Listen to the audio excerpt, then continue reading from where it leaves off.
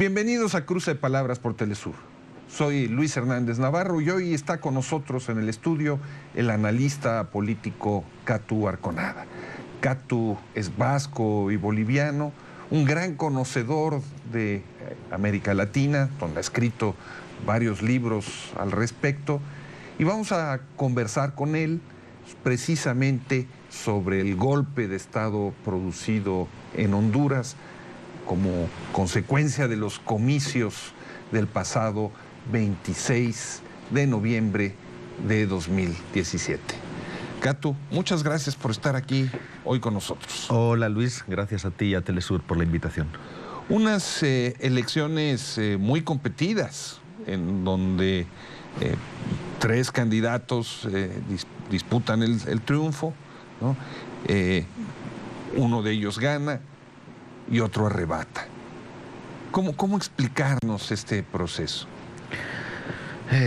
Bueno, yo creo que en primer lugar no se puede explicar, luego si quieres podemos hacer referencia a la historia propiamente de Honduras, al golpe de Estado que ya se dio contra Mel Zelaya, con otras características, pero en este caso el Partido Libre de Mel Zelaya, de Xiomara Castro, hizo una alianza con Salvador Nasralla, un actor de televisión, pero famoso por haber creado un partido anticorrupción para perseguir, ¿no?, duramente la corrupción que es generalizada, institucionalizada en Honduras, y bueno, era de alguna manera la candidatura preferida por la mayor parte de la población, ¿no? De hecho, el propio día de las elecciones, al día siguiente en este caso, el 27 de noviembre, en el primer corte que da el Tribunal Supremo Electoral, Salvador Nasralla va ganando por con el 57% de los votos. Abrumador. Abrumador,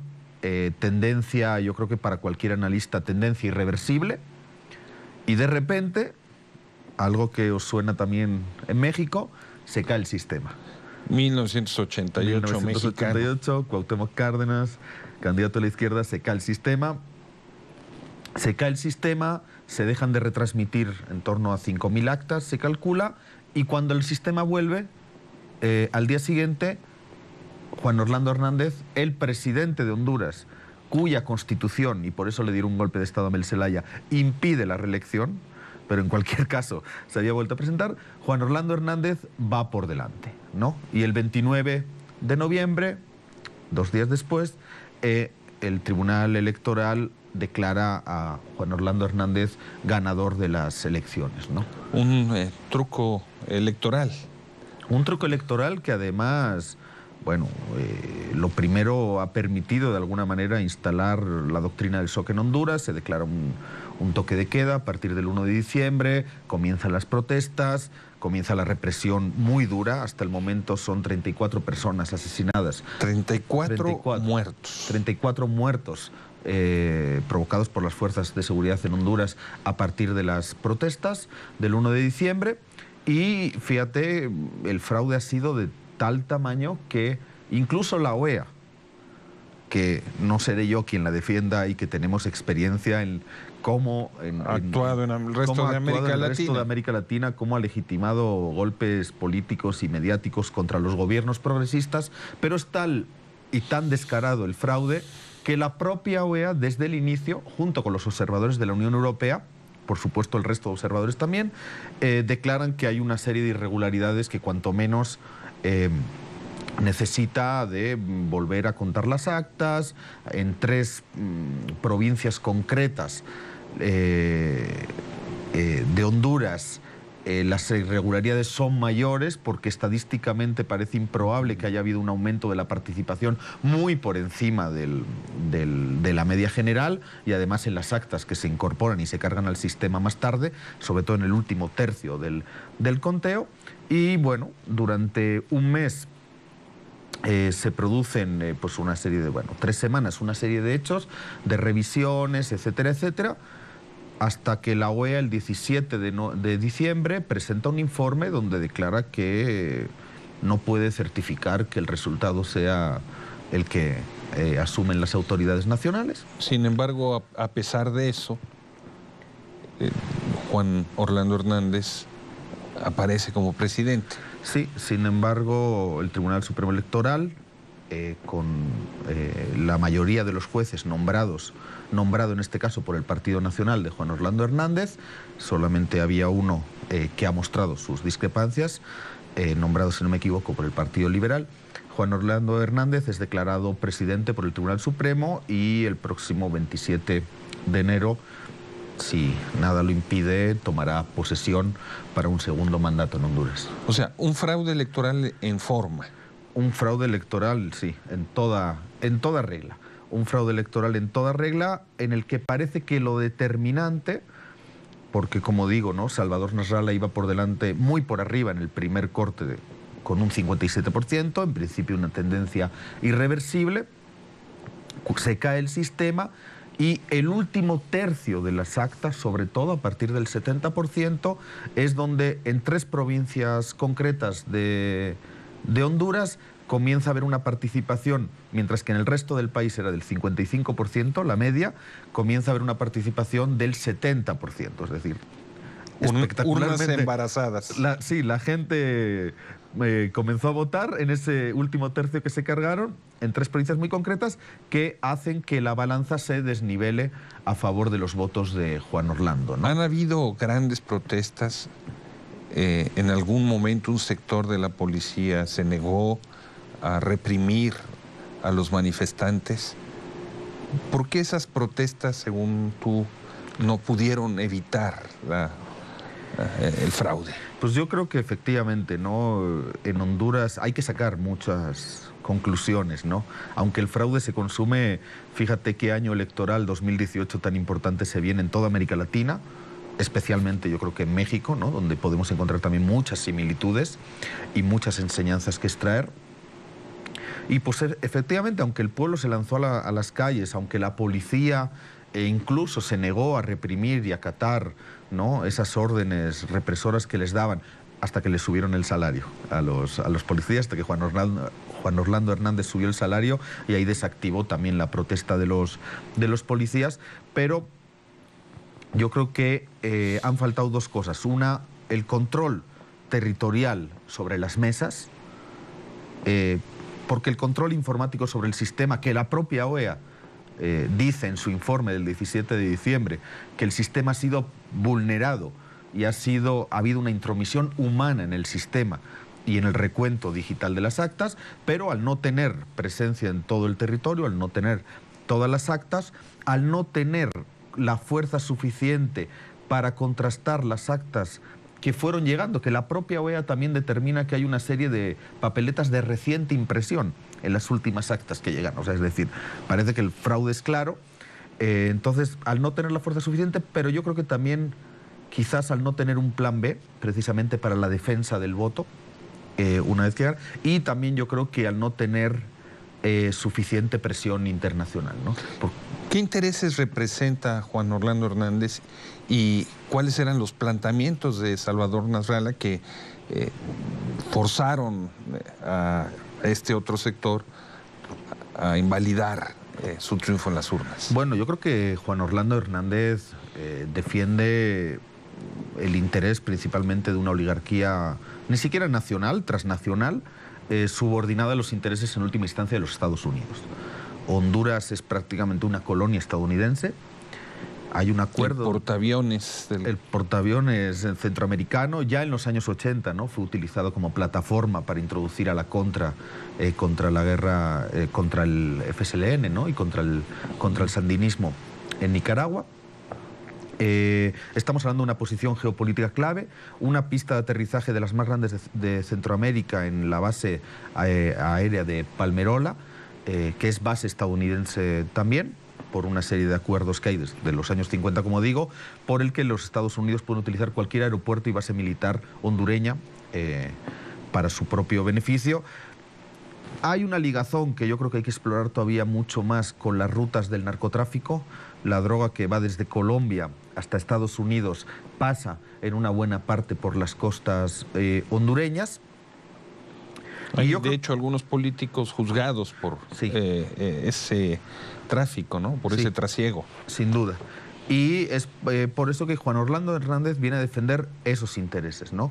Enfrente de él, Salvador Nasrallah, como digo, un actor muy conocido por su lucha también contra la corrupción, pues venía a defender los mismos planteamientos que defendió en su momento Mel Zelaya. Conductor del concurso Miss Honduras. Ajá, sí, una persona nada sospechosa de ser de izquierda, como en su momento, desde luego, tampoco era sospechoso de ser de izquierda Mel Zelaya, ¿no? Un político tradicional del Partido Liberal, terrateniente, pero que cuando llega a la presidencia de alguna manera se da cuenta del nivel de miseria en el que vivía el pueblo hondureño, el nivel de desigualdad que había, y comienza a hacer un viraje moderado, pero viraje al fin y al cabo, entrando en Petrocaribe y finalmente entrando en el ALBA, ¿no? En el momento probablemente de mayor auge de los gobiernos de izquierda y de este ciclo progresista que se abrió en América Latina a partir de 1999, ¿no? Yo creo que la incorporación de Honduras a Petrocaribe primero, lo que le permitió subir el salario mínimo un 60%.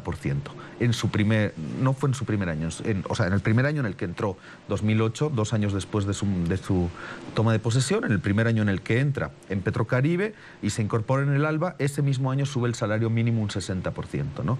Yo creo que esto fue intolerable, por eso a Mel Zelaya le dieron un golpe, si quieres, con las características más duras, ¿no? Con los militares implicados, pero también el Poder Judicial, y en este caso contra Salvador Nasrallah lo que se ha operado es un fraude electoral, pues, en toda regla, ¿no? Uno de los puntos centrales en disputa, hasta donde entiendo, en esta contienda electoral, giraba alrededor de las zonas económicas especiales, ¿no? Estos territorios que son como un enclave donde una parte del territorio hondureño se cede en los hechos a grandes empresas transnacionales que tienen derecho a tener sus policías y sus leyes, etcétera, etcétera. Nasrallah se opone a esto y Juan Orlando Hernández lo tiene como uno de sus puntos principales. ¿Te parece si vamos a una pequeña pausa y al regresar nos dices qué sucedió con estas zonas económicas especiales? De acuerdo. No se vayan, continúen con nosotros en este cruce de palabras. Volvemos en breves instantes.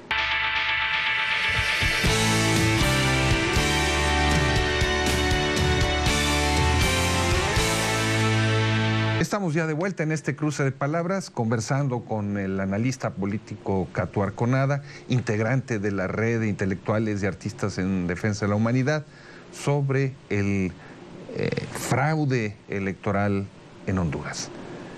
Catu, antes de irnos al corte, te preguntaba yo por el proyecto de las zonas económicas especiales. ¿Tú crees que esto haya tenido que ver con el golpe? Sí, sin duda, ¿no? Honduras, yo creo que es un laboratorio para muchas cosas, ¿no? Es un espejo en el que mirar, en el que analizar, en el que investigar, porque ha sido laboratorio para muchas cosas. Yo creo que el golpe de Estado, si me permites, ¿no? Una pequeña digresión, contra Mel Zelaya fue un laboratorio para experimentar estos nuevos tipos de golpe. Sí, este Smart Power que tanto defendía Hillary Clinton fue precisamente el año en el que ella entró como secretaria de Estado, 2009. Venía de ser senadora, defendió en su discurso, de hecho, de Asunción, este Smart Power, la combinación, ¿no? Del poder duro, los militares implicados, el estilo clásico que también conocemos en América Latina, y este soft power, ¿no? Golpes judiciales, una implicación, ¿no? Conspiración política, implicación de los jueces, y ahí a Mel Zelaya fue esa combinación, ¿no? Un decreto del Tribunal Electoral por querer poner esa famosa cuarta urna, ¿no? y hacer una consulta sobre la Asamblea Constituyente, y los militares implicados, que además una de las primeras paradas antes de sacarlo del país fue precisamente en la base militar de Palmerola, donde hay alrededor de 500 marines de los Estados Unidos. Entonces yo creo que Honduras, por esa posición geopolítica clave y por esta cuestión de ser utilizado, ¿no? por las concesiones que se ha hecho como un laboratorio, se está experimentando con estas nuevas fórmulas de entrega de soberanía, ¿no? En este caso las zonas económicas especiales, intento de copia más o menos a lo que en su momento se hizo en Corea del Sur, de ultradesarrollo capitalista, desregularización. Que se quiere hacer en México. Se quiere hacer en México, Istmo, etcétera, etcétera. En varios países. Y obviamente Juan Orlando es una persona absolutamente servil a todos esos intereses, ¿no? De estas oligarquías transnacionales y de los Estados Unidos, y pues Salvador Nasrallah, igual que en su momento Mel Zelaya, sin tener un proyecto de izquierda, de transformación radical, pero por lo menos sí apostaban por un proyecto de defensa de la soberanía nacional y de redistribución mínima de la riqueza, ¿no? Una apuesta por una justicia social, como digo, para un país devastado por el neoliberalismo. No olvidemos también, me gustaría unir esto, que venimos también, y es parte, ¿no?, de esa entrega al territorio, a las transnacionales, de un asesinato brutal como el de Berta Cáceres, ¿no?, una luchadora social en defensa de los bienes comunes. Entonces yo creo que las zonas económicas especiales, la entrega de los bienes comunes, ¿no?, de las reservas de recursos naturales a las transnacionales, la propia ligación con el narcotráfico, pues son elementos que hacen, como digo, de Honduras un laboratorio para el que toda América Latina tiene que extraer muchas conclusiones. Más en el caso específico de estas zonas económicas especiales, juega un papel muy importante una figura como cabildero, ligado a lo que se llaman los libertarios en Estados Unidos, muy cercano a la base de apoyo de Donald Trump, ¿no?, que incluso acaba ocupando responsabilidades en este proceso, a pesar de no ser hondureño, ¿no? Hay un cruce, entonces, de esta dependencia tan grande de Honduras de los dictados estadounidenses. Sí, sin ninguna duda, ¿no? Y yo creo que hoy en día, además, con gobiernos de izquierda en El Salvador y en Nicaragua, ¿no?, las históricas guerrillas del FMLN y del FSLN actualmente gobernando por la vía electoral, yo creo que pues obviamente hay un interés muy grande por parte del Departamento de Estado, el Comando Sur y el resto de instituciones de los Estados Unidos en evitar que haya, ¿no?, ese triángulo conformado por Nicaragua, El Salvador y Honduras, que, como digo, además pues básicamente restrinja el acceso estadounidense a una buena parte del subcontinente, ¿no?, de la región en este caso. ¿Estarías tú de acuerdo, Catu, en que la candidatura de Salvador Nasrallah no es solamente una figura personal, sino que detrás de ella hay también un muy importante movimiento popular? Sí, sin ninguna duda. Yo creo que el movimiento popular lo ha expresado sobre todo el movimiento libre del expresidente, ¿no?, depuesto Mel Zelaya, que 4 años después, y donde yo me atrevo a asegurar que también hubo fraude, yo estuve como observador en esas elecciones, presentó a su esposa, Xiomara Castro, como candidata de Libre. Salvador también era candidato. Yo me atrevo a decir que esas elecciones se ganaron. Todos los datos también que teníamos en ese momento los observadores internacionales indicaban. Pasaron cosas muy raras, como que al 20% del recuento el Tribunal Supremo Electoral estaba reunido con la embajadora de Estados Unidos. Al 30% del recuento prácticamente Colombia estaba corriendo a reconocer ya a Juan Orlando. Colombia también reconoció ahora, digo, creo que es importante denunciar el rol que está jugando Colombia, en este caso Juan Manuel Santos, ¿no?, como lacayo de alguna manera de los intereses de los Estados Unidos. Colombia, el país con más bases militares, ¿no?, de todo Sudamérica, más bases militares estadounidenses. Colombia y Guatemala, ¿no?, los dos primeros países que prácticamente, y casi los dos únicos que llegan a reconocer a Juan Orlando. Y yo creo que Libre, en este caso, y Mel Zelaya, Xiomara Castro, que era la candidata de nuevo, fueron muy generosos de alguna manera, también de manera estratégica, en hacer esta alianza con Salvador y cederle la candidatura a presidente, ¿no?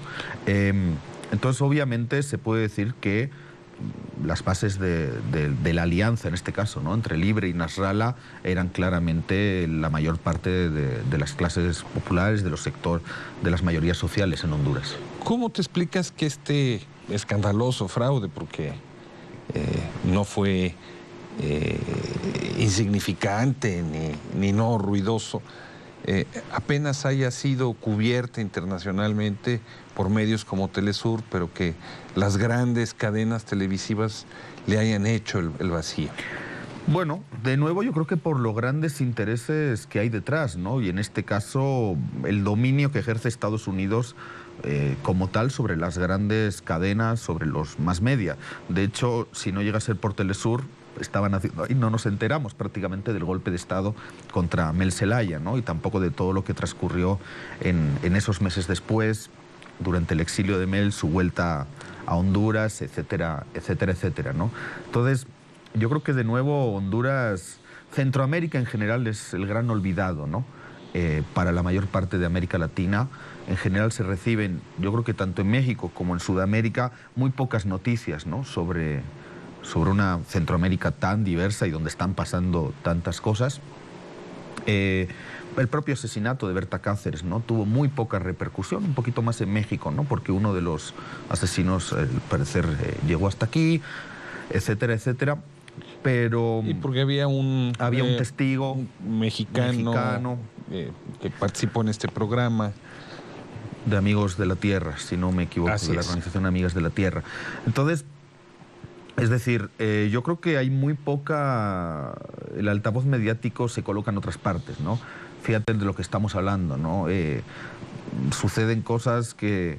como que haya 34 personas asesinadas por las fuerzas de seguridad, que si hubiera pasado en Venezuela, imagínate los altavoces mediáticos cómo lo estarían denunciando cada día, ¿no? Y sin embargo pasa en Honduras y no pasa absolutamente nada, ¿no? Y yo creo que la débil institucionalidad también de un movimiento popular muy, muy golpeado, ¿no? Con una represión, bajo una represión muy dura, y quizás la poca articulación internacional para la defensa del voto, porque el voto hay que defenderlo en el territorio, pero hay que defenderlo internacionalmente también, ¿no? Aquí no sucedió eso. Aquí no sucedió y ha permitido que pues, una buena parte de la gente no lo sepa. Si uno lee el informe de la OEA es demoledor. La OEA, como digo, no es sospechosa de absolutamente nada, también la Unión Europea, y es demoledor porque hablan de que no pueden certificar que ese resultado sea válido, sea legal, ¿no? Y hablan de una serie de irregularidades, como hemos mencionado, ¿no? Papeletas que recién impresas, intrusiones en el sistema informático, pero pues no pasa absolutamente nada. Estados Unidos acaba apretando el acelerador, la OEA y la Unión Europea se retiran, y cuando se retiran ya no queda nadie, salvo el propio pueblo hondureño, que denuncie esta situación. No sé si tengas una bola de cristal para decirnos qué ves en el futuro. ¿Cómo se va a articular la resistencia? ¿Se va a consolidar el nuevo gobierno? El nuevo viejo, como tú dices, lo explicas, sí. Es un gobierno que es una reelección de facto en un país donde la reelección estaba prohibida. Sí, y además ni siquiera se molestaron en cambiar la Constitución. Se han presentado las elecciones sin haber cambiado la Constitución, porque Mel Zelaya, que quizás en algún momento también pensó en una reelección, lo que planteó es una asamblea constituyente y modificar la Constitución en una serie de parámetros, y quizás también se hubiera hecho eso. Para evitar eso le dan un golpe de Estado a Mel Zelaya. Pero esta vez Juan Orlando ni siquiera se molesta en cambiar la Constitución, sino directamente se presenta de manera absolutamente inconstitucional, ¿no? Yo no tengo esa bola que dices, Luis, me gustaría tenerla muchas veces, pero pues sí creo que el 27 de enero, por desgracia, Juan Orlando Hernández va a tomar posesión. Va a ser electo, investido como presidente. Reconocido. No parece que internacionalmente vaya a haber mucho reconocimiento, pero lo que sucede en estos casos es que en la propia investidura quizás no haya presencia de ningún presidente, me atrevería a asegurar. Todo figuras de segundo nivel, tercer nivel, y muchos países que directamente no van a enviar. Ni siquiera de Colombia. Ni siquiera de Colombia. No sé si mandarán a alguien de segundo o de tercer nivel, ¿no? O de tercer nivel. Pero el problema es que yo creo que los mecanismos de integración regional, que también están en un momento de impasse, y donde la presencia fuerte de otro golpista como Temer, ¿no? En el gobierno de Brasil, y de un aliado de la derecha internacional y por supuesto los Estados Unidos, como es Macri en Argentina, sí, electo democráticamente en las urnas, pero esa presencia ha provocado un impasse, y yo creo que pues finalmente el rol que en otros momentos ha jugado la UNASUR, por ejemplo, ¿no? Por supuesto el ALBA, en estos momentos no se puede producir y al final creo que nos vamos a encontrar, por desgracia, con 4 años más de gobierno de Juan Orlando Hernández y del Partido Nacional y de mucho sufrimiento y represión para el pueblo hondureño. ¿Y encuentras en esa alianza electoral alrededor de Nasrallah posibilidades de continuidad más allá de estas elecciones y de la lucha contra el fraude? Sí, han intentado romper la alianza, ha habido presiones muy fuertes. Yo creo que Nasrallah, precisamente por no venir de una lucha de izquierda y demás, ha estado dubitativo en algunos momentos, no se ha atrevido a pisar el acelerador, pero parece que las cosas han vuelto a su cauce. Es complicado en una alianza de estas características, pero yo creo que sí, que hay sustento suficiente por la gravedad del fraude, por la capacidad de movilización que está demostrando el pueblo hondureño para enfrentar 4 años de resistencia a pesar de la represión. Catu Arconada, muchas gracias por estar con nosotros en este cruce de palabras. Bueno, gracias a vosotros, Luis. Y a ustedes, amigos, amigas, muchas gracias por su amable participación el día de hoy. Y ya saben, los esperamos la semana que viene aquí en Telesur.